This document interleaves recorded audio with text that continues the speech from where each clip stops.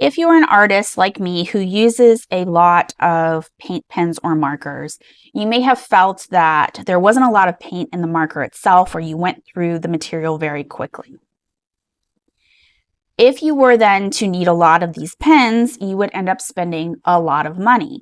And then there's also the factor that it's not really environmentally friendly to be using these plastic pens and throwing them away. So I had that issue and I went down a rabbit hole of trying to find the right recipe to mix my acrylic paint and create my own custom paint ink to refill these markers. What I learned was that the best recipe I could find involved using acrylic airbrush medium. You kind of just mix it and play with it until you get a consistency that you like. There is a better option, and I'll cover that in just a moment. This option I find is going to be best for mixing custom color. The reason I say that is because some companies have refills available. I believe Molotow is one of them, and then you could probably use it in a variety of different paint pen bodies to refill your pens or just fill a pen in general. You do have the option of buying empty pens. Some companies do sell them. And this is Molotow's brand of empty marker. And then this will give you more of a nib variety. Typically, they don't sell big chunky markers like this in certain colors. And then you can I've tried a bunch of different brands. Look and see what's available near you and just pick. Some of them are going to have a fine tip. Some of them are going to be more rounded and larger. Just depends on what your needs are. But what I did find that when I used the airbrush medium with certain grades of paint, I did not get the results that I wanted.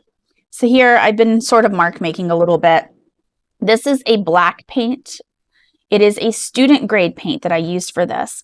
And what you see is that the paint came out more of a gray color, and it's a little bit streaky. And that just has to do with the way that the pigment was set in the binder for this particular brand of paint. And when I used the acrylic airbrush medium in it, it sort of broke it apart a little bit.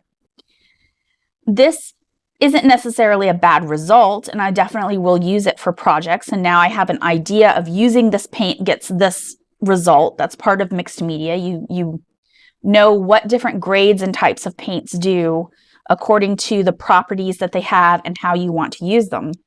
However, this is not a deep black paint that I wanted. I wanted a really rich color. I ended up making it and using it in this type of pen. This is another pen, and you can hear that it's liquid when I shake it. Hopefully you can, I'm not sure. This one, you can see I was mark making with it here. It takes a little bit of pressure on the pen to apply versus other markers. And this produces a more raised pen effect. It's kind of like puffy paint is what it reminds me of, although it is actually a liquid paint. And sometimes this will blob out a little bit. I have a little bit less control in some ways than I do with this type of marker. But you can see how this color, and this is just using what I'm going to recommend, which is acrylic ink. It just automatically is ready to go, and it has a nice rich color, and it is a liquid consistency that works well with these pens and markers. Of course, the lid doesn't want to go on right.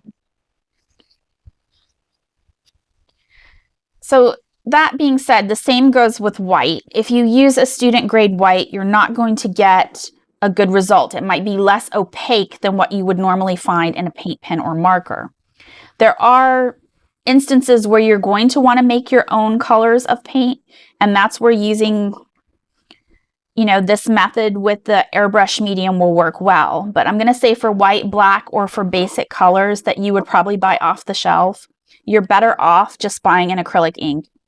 And while I have used Liquitex brand here, there are a lot of brands of acrylic ink available, so just check what's in a store near you. The acrylic ink just sort of moves on the paper better. It comes out and flows a lot easier. You saw it with the black, you saw it here with the red.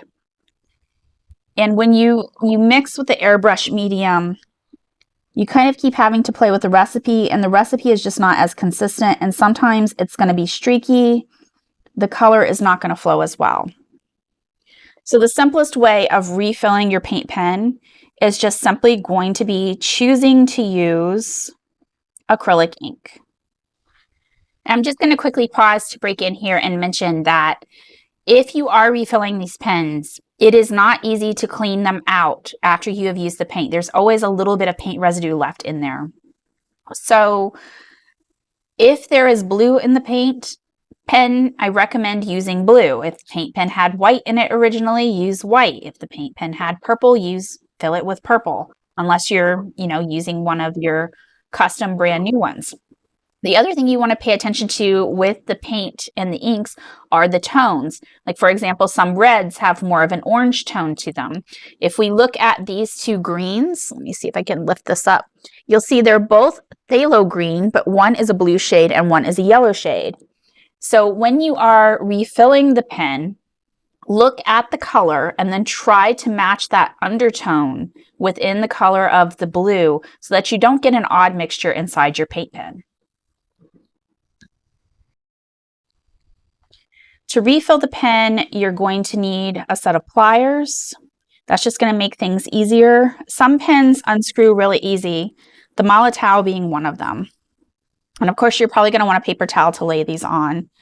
The Molotow is just really easy to take apart and refill. Excuse me, I'm a little dry today. You're also going to want an old cup or coffee mug. And the reason that I do this is that I like to prop the pen up when I work with it, and that makes it just a little bit easier. I don't have to worry about the pen tipping over and any leftover paint that's in there coming out.